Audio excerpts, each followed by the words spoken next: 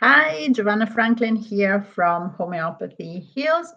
Today I want to talk about polycrests in homeopathy. This is the first video of a series that I would like to put together and talk about polycrests. Now, first of all, what are polycrests in homeopathy? What does that mean? So polycrests are those remedies that have a really wide range of applications in terms of healing properties. They are the remedies that are probably some of the oldest remedies, and that means that they have been used and proved and experimented and tried and tested for a long, long time. Most of them since Hahnemann started his journey with homeopathy. And so they have been used for literally over 200 years. And that means that, of course, as time goes along and as more and more people try them and test them, we find out more about these remedies. So if you happen to read the Materia Medica on these remedies, you find that the literature on the remedies is way bigger and wider, and there's pages and pages of descriptions on the symptoms for these remedies compared to other remedies, perhaps newer remedies. So today I wanted to start with Calcarea carbonica. And Calcarea carbonica is one of my favorite remedies. And I will tell you why in a minute. And first of all, what is Calcarea carbonica? We will look into the source where this remedy is made from. What does that mean? And where we can use, where and when we can use this amazing remedy. So first of all, Calcarea carbonica is the Latin for calcium carbonate. Calcium carbonate, as you probably know, is one of the essential minerals that our body needs for our bone structure, our skeletal structure, our teeth, fingernails, our structure, basically, what keeps up our body, our flesh and blood. And so I would say it's one of the most important minerals that we need.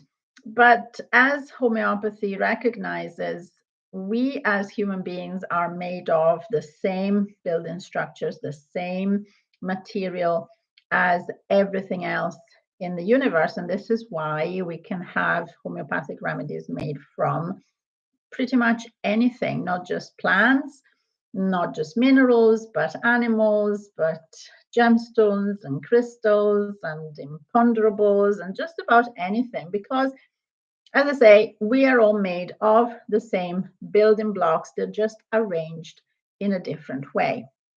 So the best example is really to show you where Calcarea carbonica as a homeopathic remedy comes from.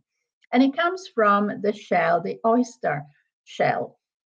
And I'm going to show you, I've got an oyster shell here. And let's take a minute to really look at the oyster shell, which I'm sure it's a fairly common object. We've seen it many times on the beach. Perhaps we like eating oysters, but I mean, they're not rare. It's not rare. It's quite a common. It's a mollusk. This is the shell, but inside, as you know, there is a living creature, which is the mollusk that lives in there. And the shell is there to protect the mollusk because the mollusk is invertebrate. It has absolutely no protection. It has no skeleton. It has no bones. And if you think about it, it's in an incredibly vulnerable position if it wasn't for this shell, which is quite hard, quite sturdy. It's not the prettiest from the outside when you look at it. There are prettier shells. The color is not great. It's not shiny. It's not particularly colorful. The shape is nothing to write home about. It's we could describe it as a little bit coarse. And what does it do? And when we find oysters in their habitat, you probably find them attached to rocks in the sea. And so they're quite static. They don't move. They don't travel, I would say. They just sit there. And this is the only defense that stands between the living creature, the mollusk, and the ocean, the open, wild, dangerous, beautiful ocean. So when we think about homeopathic remedies, I always say that it really helps to look at the source to understand the healing properties of the actual remedies, because they often reflect that they are a reflection of what the original source, the substance, is. And so these words, defense and the sturdiness, they're already concepts and themes and keynotes of the remedy that we find in the remedy. Now, if we look inside of the shell, and I've cleaned this, and it's actually much prettier. It has this lovely, nice, shiny inside. It's white. It's a beautiful white color, and it's kind of shiny. It has what we would call a pearly quality to it, and this is what forms what we call mother of pearl substance, which is again calcium carbonate. But what the remedy Calcarea carbonica is made from is not from the nice shiny coating layer that we see here, but if you scratch it underneath, you probably find that there is this kind of chalky white powdery substance, and that's the pure calcium carbonate, and that's what Calcarea carbonica is made from. Now, in order for this shell to form this lovely interior, and look at the difference, the contrast between the rough, coarse design of the shell on the outside and the lovely, smooth, beautiful feeling on the inside. So the beauty on the inside, the comfort on the inside, the smoothness on the inside, it creates a kind of feeling of comfort, home comfort, the kind of protection that is comforting, nurturing, cozy, I would say.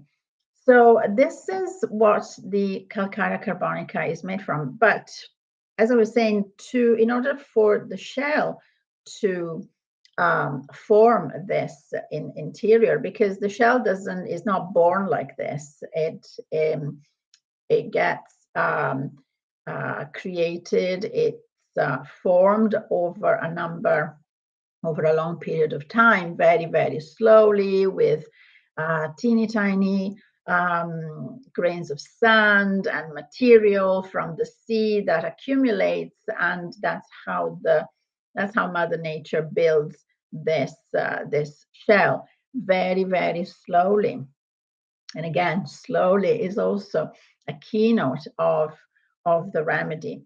So what can we say from looking at this shell, the source of Calcarea carbonica? So we've already got a few themes that we can point out. So we have the keynote of defense, of nurturing, and of slow moving, slow forming. So Calcarea carbonica is a slow acting remedy, and people who need Calcarea carbonica, just like the creature, the oyster, the mollusk that lives into the shell, tend to be physically, um, I don't want to say weak, but um, the literature is not very kind, particularly the literature that was written a couple of centuries ago. They talk about someone who is flabby, with tendency to put on weight, a little bit fat, and definitely low muscle tone, for example, is one of the symptoms that make you think of Calcarea carbonica if you have a patient who does not have to be necessarily overweight, but there is definitely a tendency to put on weight easily. But there is low muscle tone, there is a kind of flabbiness or weakness. Um, in terms of description of the typical patient, and again, don't get carried away, it doesn't mean that you have to just look at the outside of your patient to say, ha, that's a Calcarea carbonica, but the stereotype, if you like, is someone with a round face, well, kind of like me, actually, when you think about with a round face, perhaps slightly overweight, not particularly uh, toned or athletic looking or wiry. So kind of round. And the slowness, the slow can apply to many aspects of the person's life. It can be slow reacting, um, so the opposite of impulsive. So somebody who needs to think about things before taking a decision, someone who goes about life in a methodical way. Um, the slowness can be reflected in the metabolism. For example, slow metabolism, which again contributes to the uh, weight gain, the ease with which people can gain weight. So slow metabolism, slow thinking process, which does not mean um, low IQ or uh, simple minded. It just means that these people need time to think things through. They need to do things in a certain way. Okay. So these are the notes. When we talk about defense, defense is a big thing. So when we talk about defense, defense from what? Defense from, of course, from predators in the case of our mollusk here, from the elements. But that implies that there is a sense of fear. And Calcarea carbonica is the bold type. It has the most number of fears or different types of fears in the whole materia medica, almost. Calcarea carbonica is not the adventurous type. There is fear of a lot of things, new things, because again, like I said, we want to do things slowly, methodically. There is a certain way of doing things, which taken to extreme can become OCD even. So Calcarea carbonica is a good remedy for OCD, one of, and not the only one, of course. But yes, fear of new things, fear of claustrophobia. Claustrophobia is a big, bold type for calcarb. And again, think about it. This is a teeny tiny shell, and this is the whole world. Think about there is no lid on this, but it's a bivalve, and so there's a lid on this, and the mollusk lives in this teeny tiny space. But at the same time, there is this sense of nurturing, this sense of home. So home is very, very important for a calcarb type, personality type. And with home comes the concept of family, of motherhood, and Calcarea carbonica is very, very linked to the concept of motherhood, and it's not a coincidence that we call this mother of pearl, and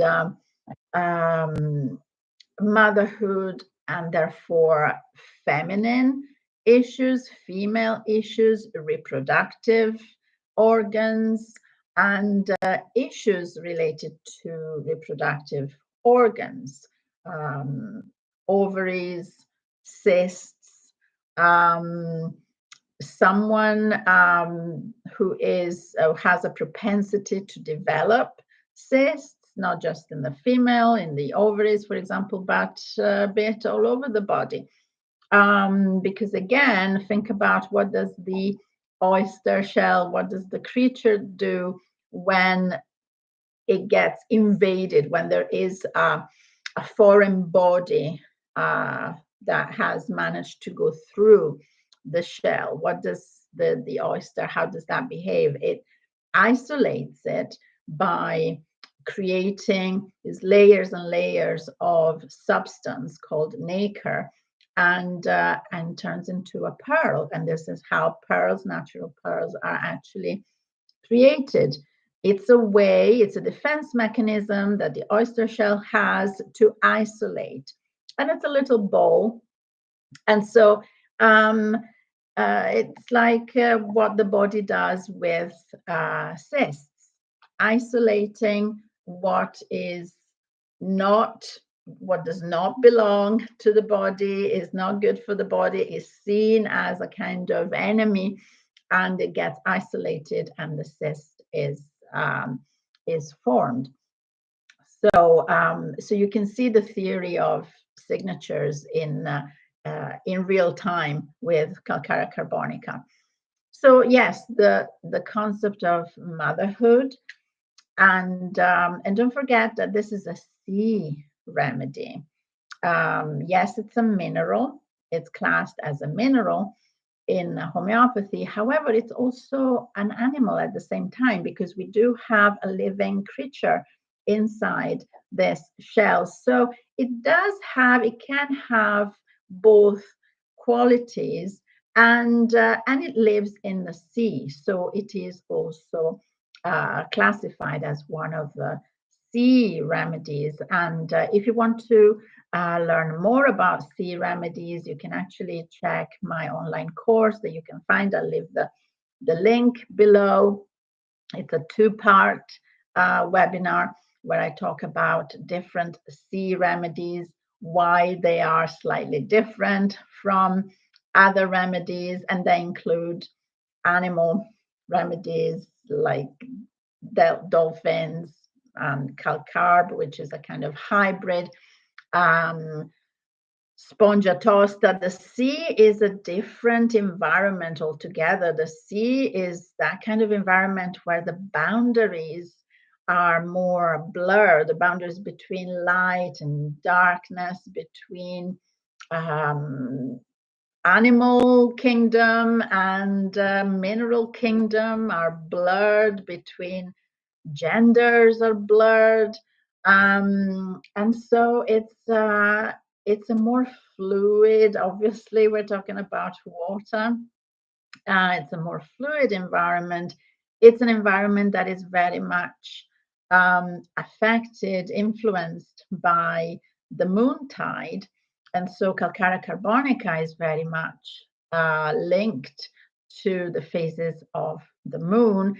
People who need Calcarea carbonica are very often sensitive to the phases of the moon, the full moon, and so on. And again, if we want to expand, because this is evolutionary homeopathy, and I do believe that everything is connected, calcarb is very much connected with the astrological sign of Cancer.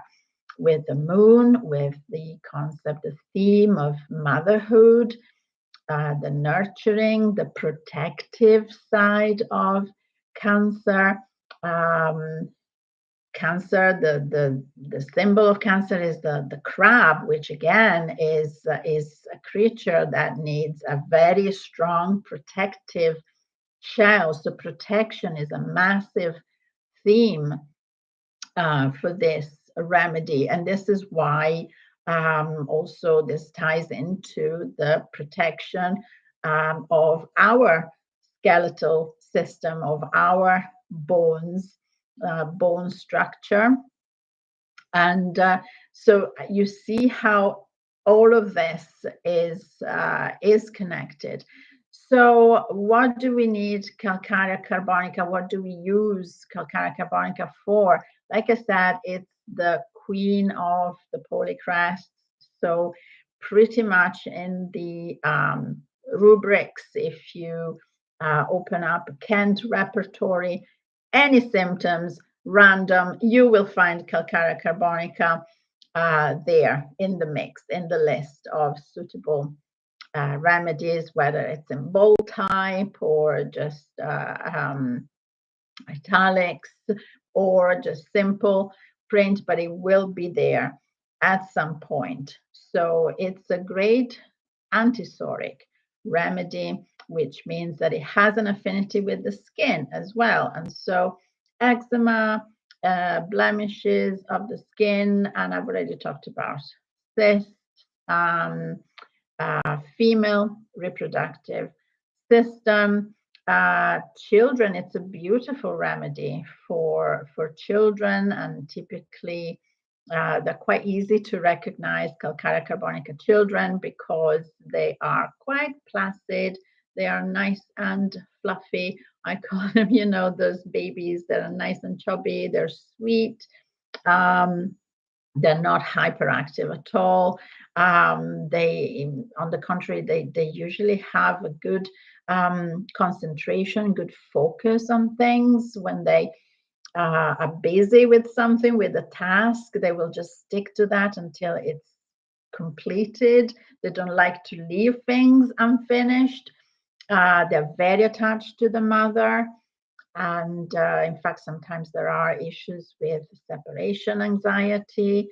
They tend to have a big head, and there is a tendency to perspiring easily, particularly in the heat.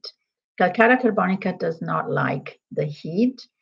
It makes it feel heavier and swollen, and it operates much better in a cool climate, and it does like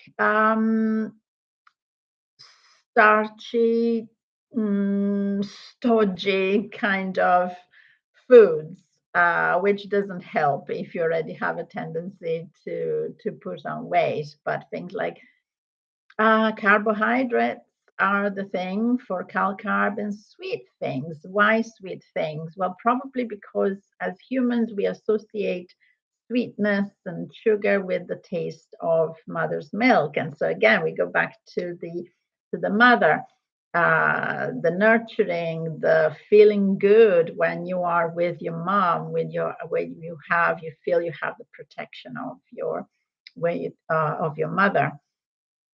So, and there is strange, rare, and peculiar symptom, which is apparently Calcarea carbonica really loves eggs, and particularly hard-boiled egg, which many people find hard to swallow because, again, they're dry, they're kind of stodgy, but Calcarea carbonica loves eggs, and yes, and hard-boiled eggs. So I hope this gives you a fair idea of what Calcarea carbonica is. And if you want to know more, my online course on sea remedies is on my website, and I leave the link below. And I'll see you again for the next Polycrest remedy. Bye bye.